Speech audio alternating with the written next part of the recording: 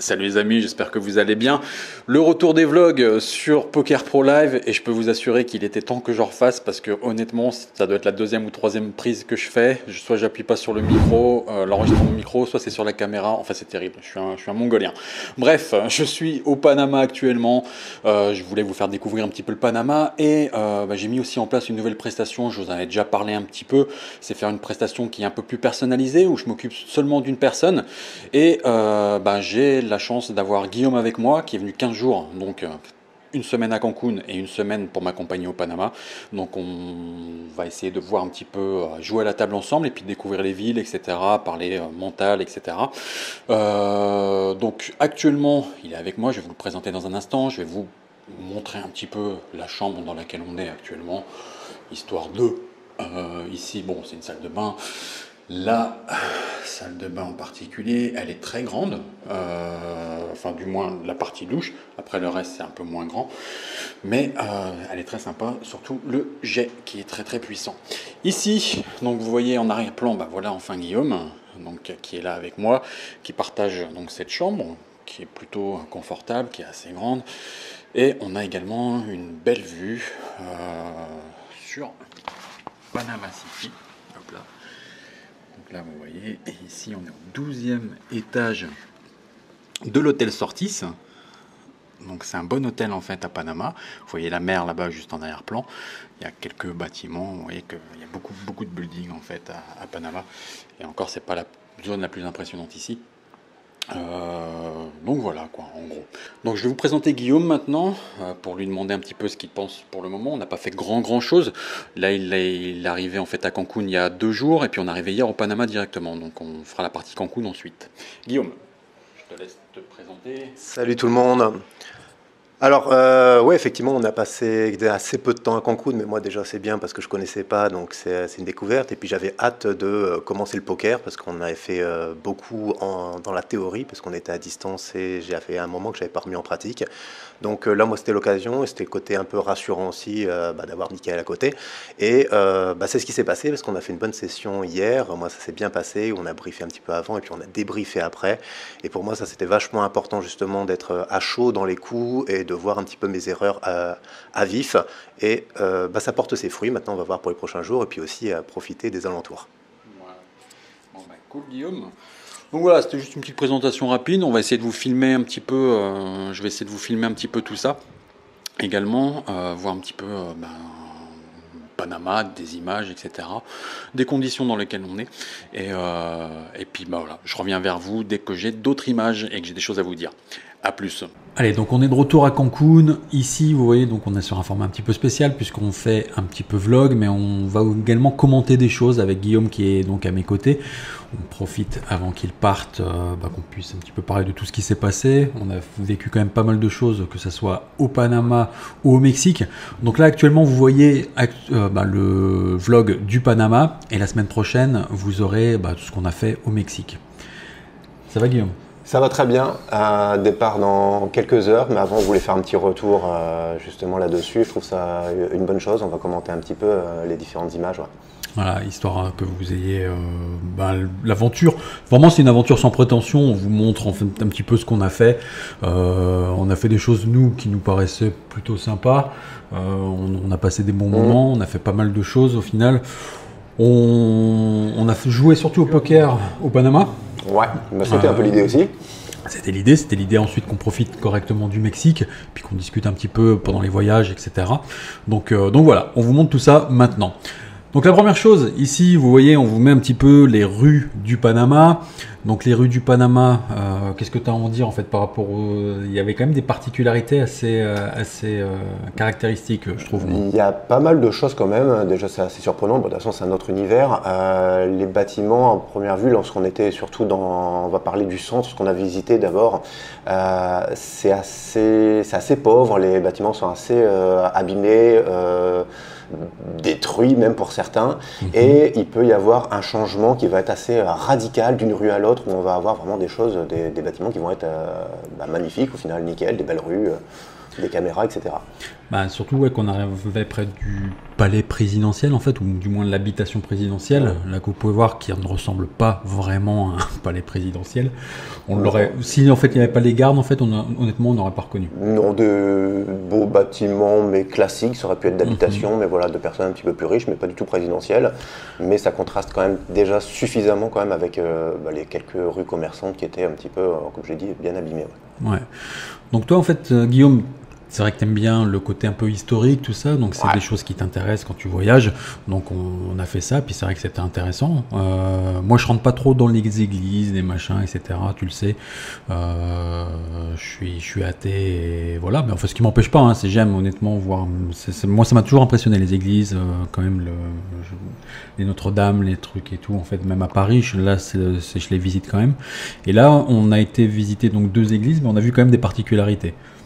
Alors moi j'aime bien les lieux de culte d'une manière générale, c'est pas tant par les croyances, et j'aime bien les énergies qu'on peut ressentir dedans, et puis aussi le côté historique, le pourquoi, comment ça s'est développé, et voir un petit peu comment ça se passe dans d'autres endroits. Et puis ici, moi ce que j'ai trouvé assez particulier dans les lieux de culte, c'était la couleur qu'ils mettaient sur un petit peu partout. Les couleurs sont très vives, les peintures sont souvent refaites, sont très vives, ça change vachement de ce que l'on connaît en France. Donc c'est très intéressant. Et puis il y avait des choses assez drôles quand même, notamment dans une église, c'était mis en image. La tombola, vous voyez à l'image, donc il y a une tombola qui a été faite, où apparemment c'était $2, la tombola. Dans un lieu de culte, tu pourras en parler mieux que moi, parce que c'est pas ce qui se fait, hein, a priori quand même. Pas vraiment, non. Des gens ont dit que l'argent et les lieux de culte, les offrandes, bon voilà, c'est une chose, mais là carrément faire un jeu, une tombola dans une église, j'ai trouvé ça assez particulier, puis rigolo au final, hein, avec la petite machine à laver à gagner. Je trouvais ça pas mal du tout, quoi. La représentation de Jésus-Christ aussi était particulière, là. On peut voir sur cette image, habillé de violet. Ouais, quand je parlais de couleurs, on a des sacrées couleurs, ouais, mais jusqu'à mettre Jésus habillé comme ça, pourquoi pas, hein, je sais pas, eux, ils ont peut-être pas la même histoire que nous, en fait. En tout cas, c'est comme ça, mais c'était assez original. Exactement. Il y avait l'ambiance latino aussi, à côté justement de la 2e église. Là, je vous mets ça, en fait, en image tout de suite avec l'ambiance.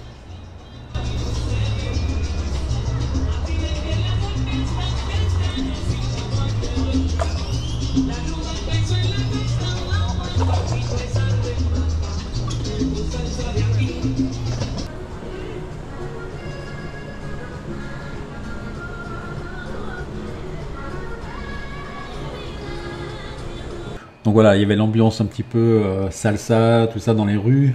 Qu'est-ce que tu en as pensé de ça? Non, mais en fait, il y a le côté comme ça un petit peu pauvre qu'on a dans les rues. En même temps, il y a la musique, c'est vivant, même si les gens sont posés. Il y a beaucoup de choses de musique, parce qu'il y a beaucoup de magasins aussi où ils vendent vraiment des enceintes. Même s'il n'y a pas beaucoup d'argent, vous voyez qu'ils sont prêts à investir sur la musique. C'est quand même un élément important. Je pense que c'est bien, parce que pour une population, que la musique, ça anime aussi, c'est bon pour plein de choses.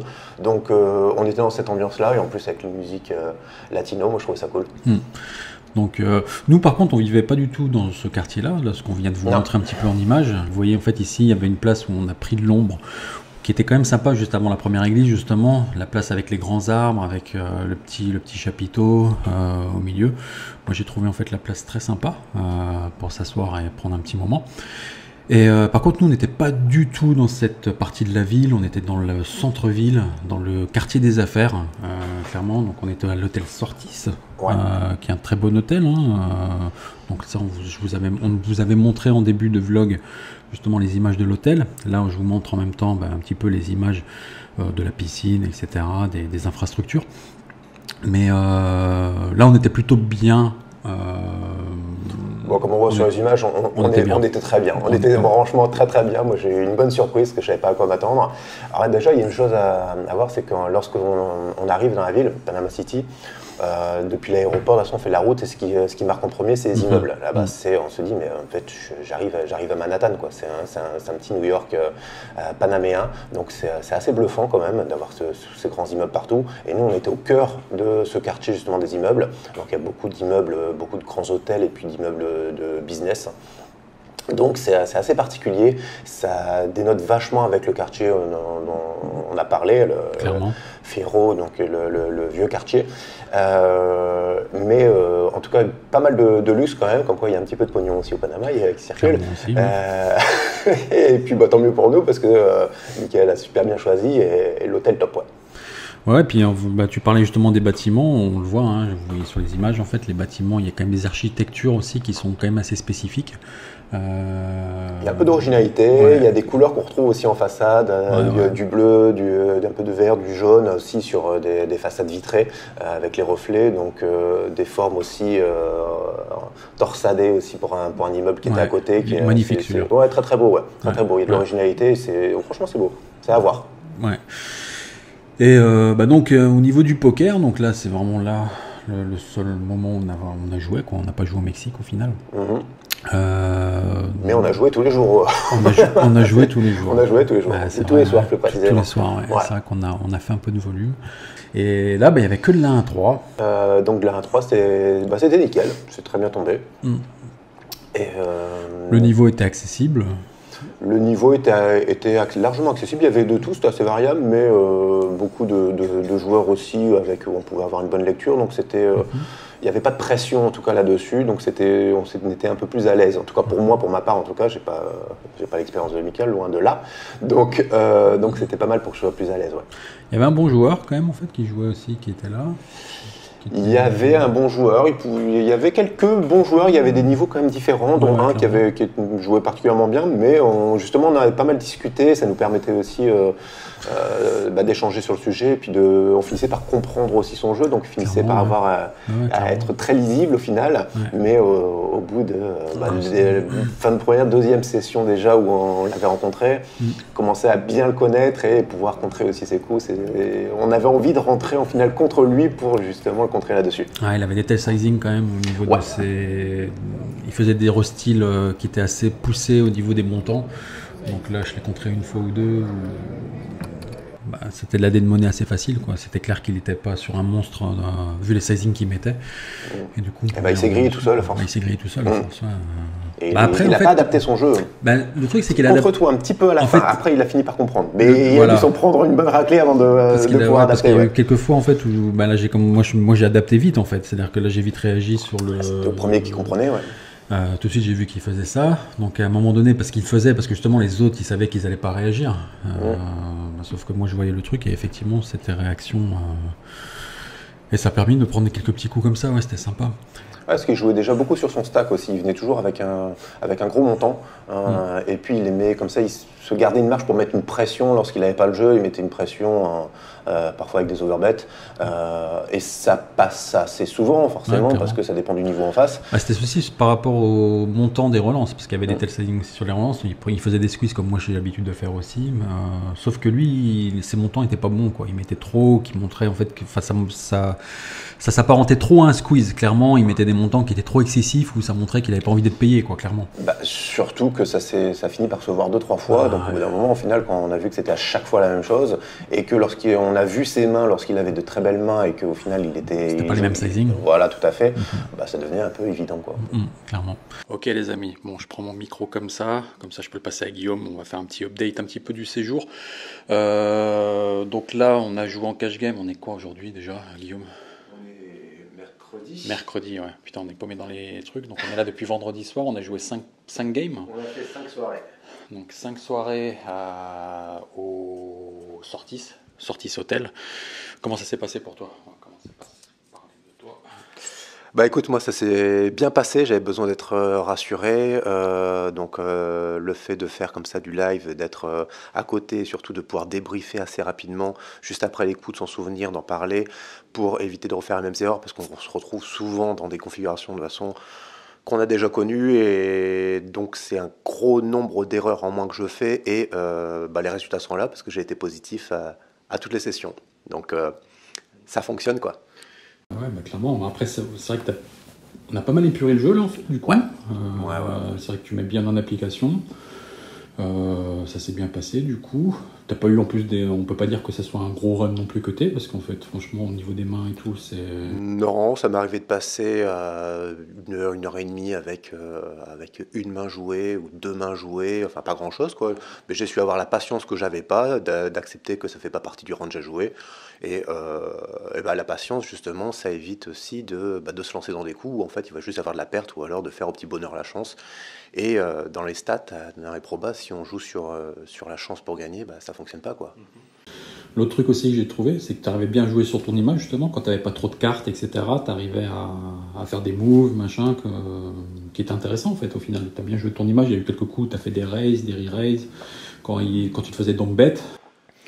Ouais, sur mon image, j'essaye de donner une image, des fois peut-être un peu trop justement, tu m'as recadré par rapport à ça, donc c'est pas mal, mais justement pour pouvoir aussi en jouer de temps en temps et pouvoir jouer un petit peu différemment, profiter de quelques opportunités avec quelques tels pour me lancer dans un bluff qui fonctionne, et pour si jamais ça fonctionne pas, de savoir aussi s'arrêter à temps. Donc lorsque j'ai eu quelques dégâts, j'ai très vite limité, rattrapé ailleurs, donc c'est censé tout ça, ouais.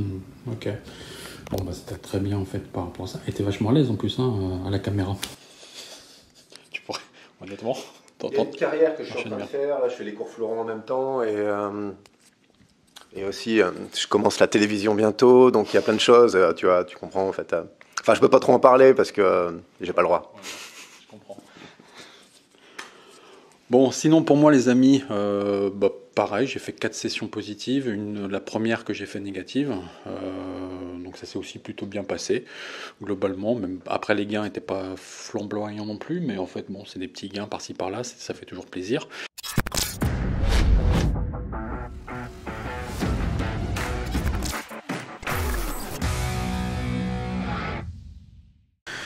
Et déjà je te remercie aussi Guillaume. Bah de rien. Parce que on a fait un tournoi du coup que je devais pas du tout faire. Il y avait un tournoi qui était organisé à 135$, c'est ça? 135$, c'est ça, ouais. Donc bon, ça m'intéressait pas trop de le faire. Ouais, c'était sur 2 jours en plus, donc j'avais vraiment pas envie de le faire à la base. Ouais. J'ai voulu accompagner, faire un petit tournoi avec Guillaume. Il y avait un tournoi qui avait lieu également à l'hôtel Sortis sur 2 jours. Et je me suis qualifié au Day 2. Donc là, j'y vais d'ailleurs. Je vais faire en fait le truc. C'était un tournoi plus particulier parce qu'on a fini sur les blindes 4000-8000 et on reprend à 1500-3000. Donc justement, il y a un retour en arrière. Si on avait continué sur la lancée, j'aurais eu 12 big blinds. Au final, je me retrouve avec plus de 40 bébés. Donc même si je suis dans les short stacks, quelque part, voilà, il y a 40 bébés, il y a beaucoup de choses de possibles, donc à voir. Ça va pas remporter des 100 et des 1000 non plus, mais c'était intéressant de rejouer en tournoi. Et petite anecdote, c'est que j'ai été surpris du niveau, honnêtement, en tournoi. Autant en cash game, je trouve qu'il est pas terrible. Autant en tournoi, honnêtement, ça jouait plutôt bien, ça jouait solide. Il y avait des hero calls en fait qui étaient vraiment très très construits.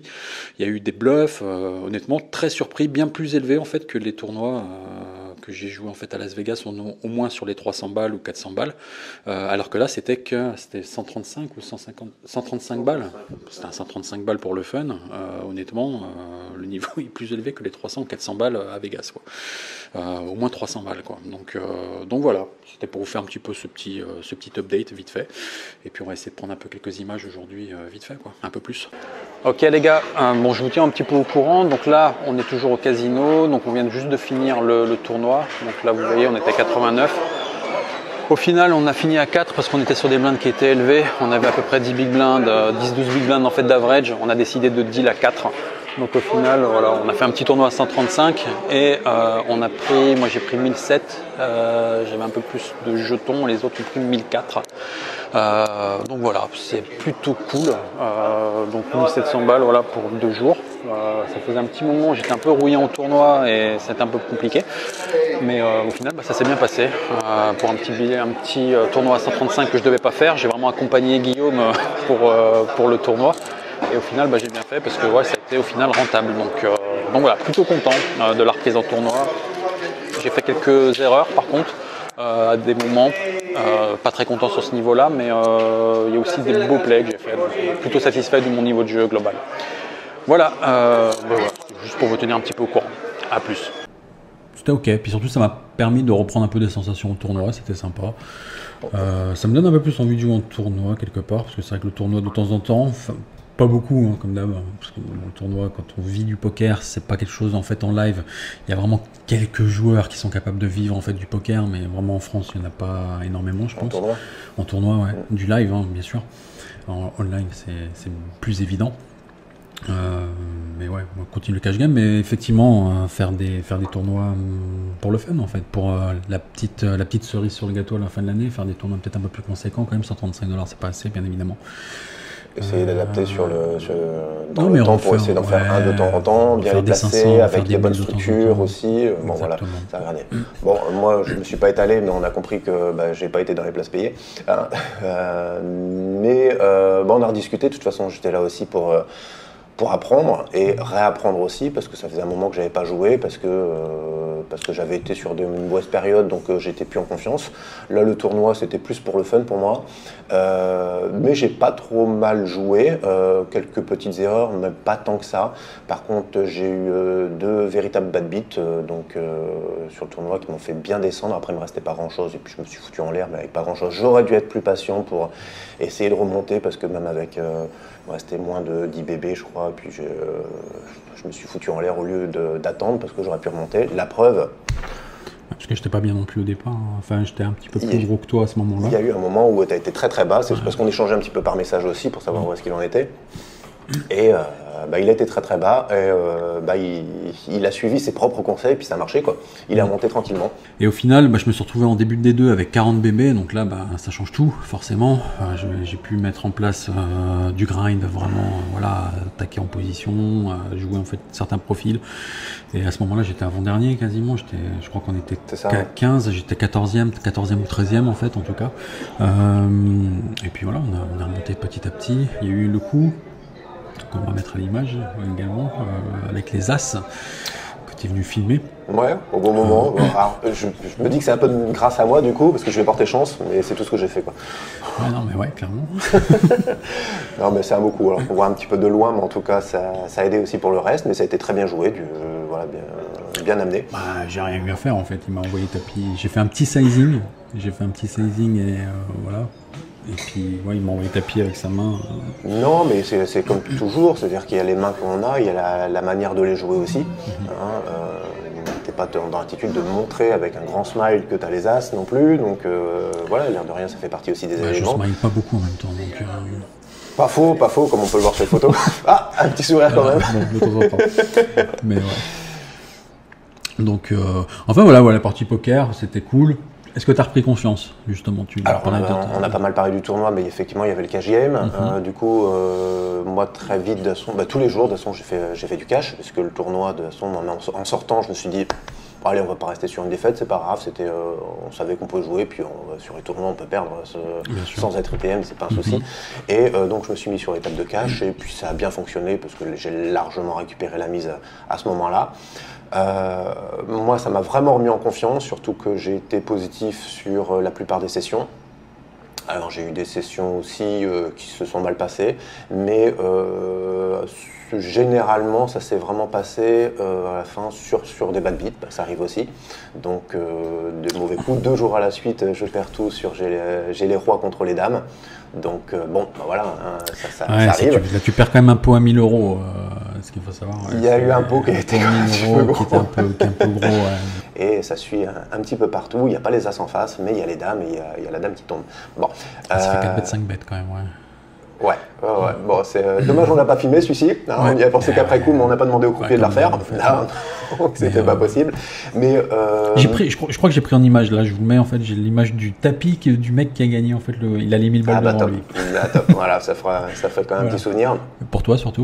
Donc ça fait mal, mais avec le recul, moi, ce qui est important, c'est que je perdre à la limite sur pas sur des erreurs, voilà, c'est principal, parce que sur la durée, de toute façon, ce genre de cas, ça va m'arriver, mais non, là où je me sens un petit peu con, comme tout le monde, généralement, c'est lorsqu'on se dit, putain, pourquoi j'ai été, quoi, pourquoi j'ai joué comme ça.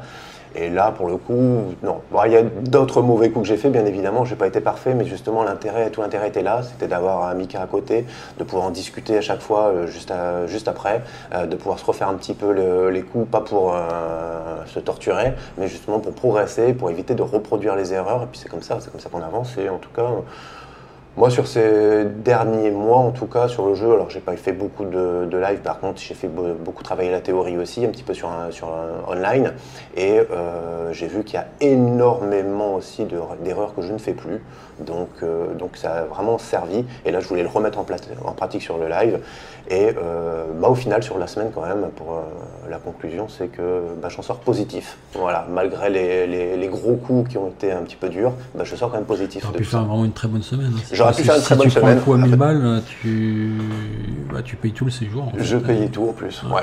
Donc ça se joue de peu, pas sur une erreur de ma part, en tout cas. Après, du coup, est-ce qu'il aurait pu le jouer autrement? C'est même pas sûr, dans le sens où on en avait parlé. Okay, donc c'est très bien comme ça. Et puis j'ai fait des bonnes premières sessions aussi dès le début. J'ai su avoir de la patience.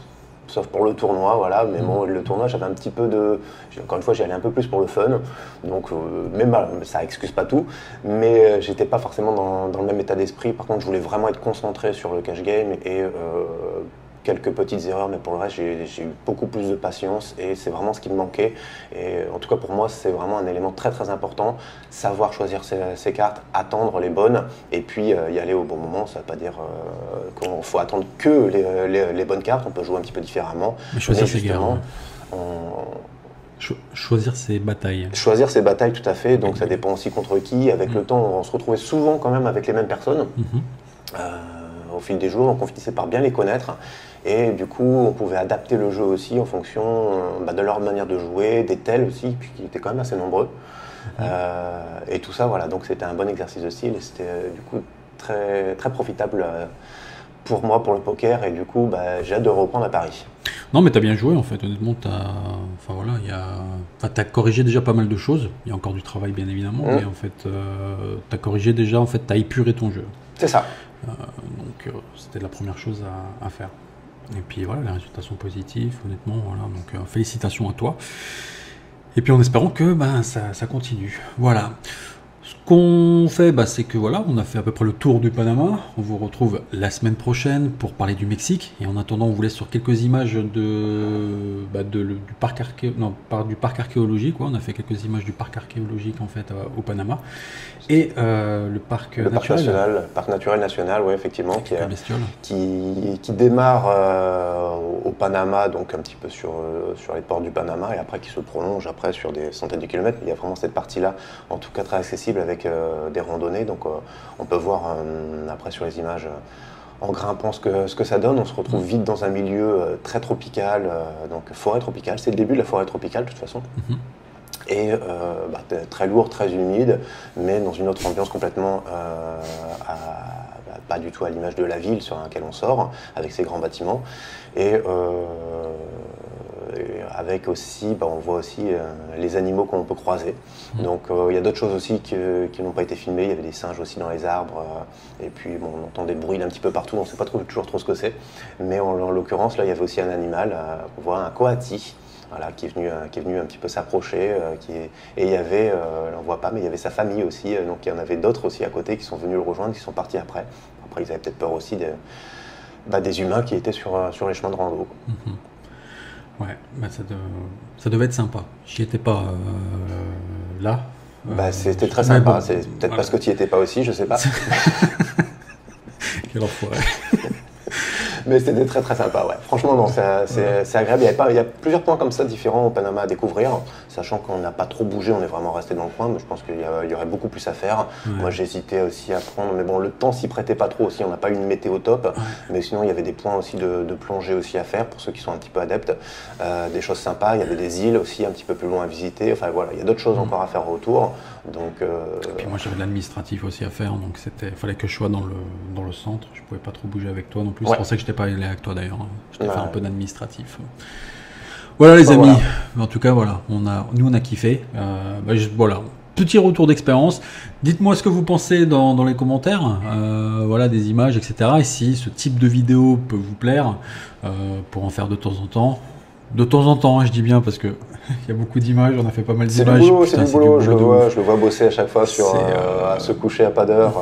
On est plus proche du matin que de la nuit quand il se couche pour bosser sur les vidéos, donc c'est du taf. Ouais. Voilà les amis, je vous dis à la semaine prochaine, on vous donne la suite sur le Mexique qui était aussi très sympa et qui nous a donné quelques petites couleurs. On parle de ça bientôt, ouais. Voilà. À la semaine prochaine, les gars. Ciao. Ciao.